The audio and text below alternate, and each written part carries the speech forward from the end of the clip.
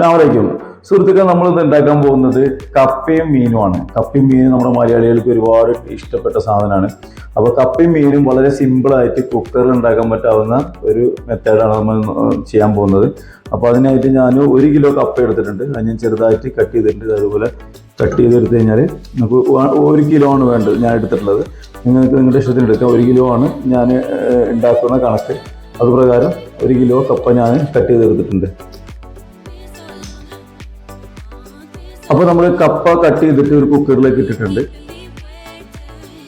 അതിലേക്ക് ഞാനൊരു 1.5 ഇഞ്ച് നീളമുള്ള ഇഞ്ചി ചതച്ചത് ഇടുന്നുണ്ട്.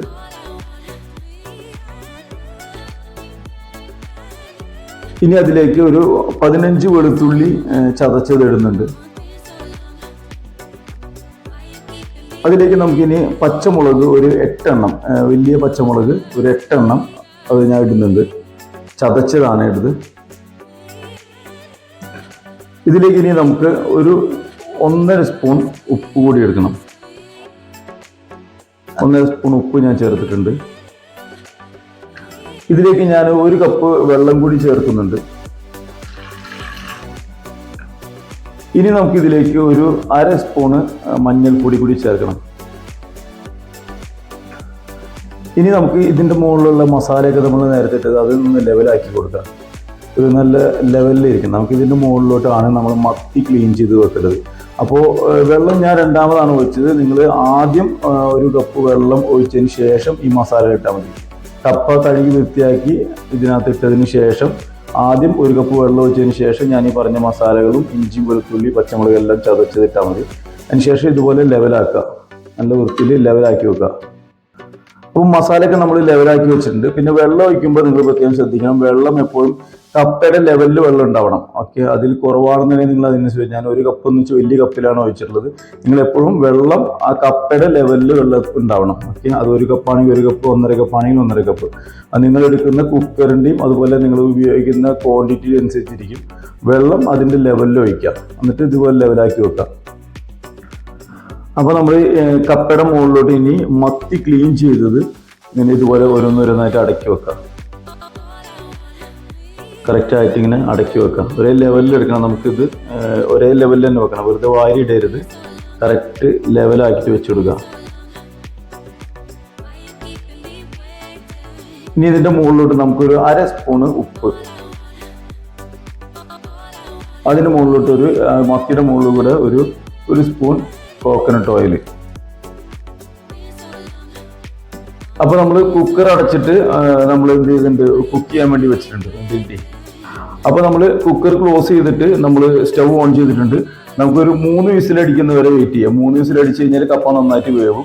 നിങ്ങൾക്ക് കിട്ടുന്ന കപ്പയുടെ വേവ് അനുസരിച്ചിരിക്കും. 2 or 3 വിസിലടിച്ച് കഴിഞ്ഞാൽ നമുക്ക് കപ്പ വെന്ത് കിട്ടും. ഓക്കെ, അപ്പോൾ ഞാൻ 3 വിസിലടിക്കുന്നവരെ വെയിറ്റ് ചെയ്യുന്നുണ്ട്. അപ്പോൾ 3 വിസിലടിക്കുന്നവരെ നമുക്ക് പ്രഷർ കുക്ക് ചെയ്തെടുക്കാം.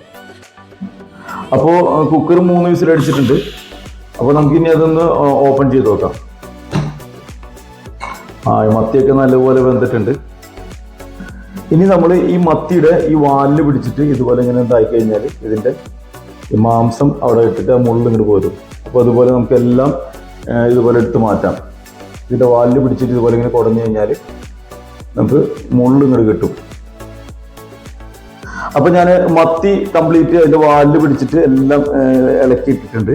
മുള്ള് നമുക്ക് സെപ്പറേറ്റ് എടുത്ത് കളയാം. അതിനാണ് നമ്മൾ കറക്റ്റായിട്ട് അടക്കി വെക്കണമെന്ന് പറഞ്ഞത്.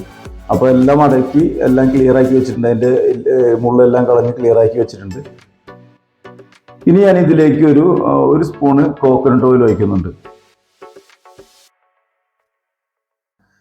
ഇനി നമുക്ക് ഒരു വലിയ തവി എടുത്തിട്ട് കുറച്ച് വലുപ്പത്തിലുള്ള വേണം. ഇതുപോലെ ഇങ്ങനെ ഉടച്ചെടുക്കണം. ഈ മീനും അതുപോലെ തന്നെ കപ്പയും കൂടിയിട്ട് അതുപോലെ അതിൻ്റെ ഉള്ളിലുള്ള മസാല എല്ലാം കൂടി ശരിക്കും ഇതുപോലെ ഉടച്ചെടുക്കണം.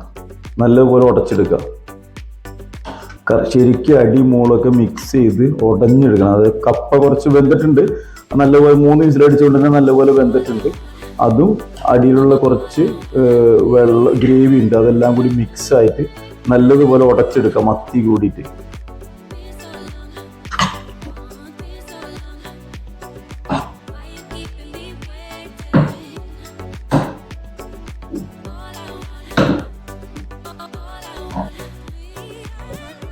അപ്പോൾ നമ്മുടെ മത്തിയും അതുപോലെ തന്നെ കപ്പയും എല്ലാം കൂടി ശരിക്കും ഉടച്ച് മിക്സ് ചെയ്ത് ഈ പരുവത്തിലാക്കിയെടുത്തിട്ടുണ്ട്. ഈ പരുവത്തിലാക്കിയെടുക്കണം. അങ്ങനെയാണ് ഇത് കഴിച്ച് കഴിഞ്ഞാൽ ടേസ്റ്റ് ഉണ്ടാവുക. ഇതേപോലെ ഉണ്ടാക്കി നോക്കാം. നിങ്ങളിപ്പോൾ കപ്പയും മത്തിയൊക്കെ വേറെ ഉണ്ടാക്കി കഴിച്ചിട്ടുണ്ട്, പക്ഷേ ഇതേപോലെ നിങ്ങൾ ഉണ്ടാക്കി കഴിച്ചിട്ടുണ്ടെങ്കിൽ അടിപൊളി ടേസ്റ്റ് ആയിരിക്കും. ഓക്കെ, എല്ലാവരും ഉണ്ടാക്കി നോക്കാം. ഞാനിത് ഒരു ബൗളിലേക്ക് മാറ്റുന്നുണ്ട്. അപ്പോൾ കപ്പയും മത്തിയും നല്ലപോലെ ഉടച്ചിളക്കിയിട്ട് ഞാൻ ഒരു ബൗളിലേക്ക് മാറ്റിയിട്ടുണ്ട്. അതിൻ്റെ മുകളിൽ കുറച്ച് സവോള ഗാർണിഷിംഗ് എന്നുള്ള പോലെ ഇട്ടിട്ടുണ്ട്. അടിപൊളി ടേസ്റ്റാണ്. ഞാൻ കഴിച്ചു നോക്കി. നിങ്ങളും അതിൻ്റെ അഭിപ്രായങ്ങൾ കറക്റ്റായിട്ട് രേഖപ്പെടുത്തുക. നിങ്ങളെല്ലാവരും ഉണ്ടാക്കി നോക്കുക. നല്ല ടേസ്റ്റുള്ള സാധനമാണ്. എല്ലാവരും ഉണ്ടാക്കിയിട്ട് അഭിപ്രായങ്ങൾ കമൻറ്റ് ബോക്സിൽ രേഖപ്പെടുത്തുക. Thank you.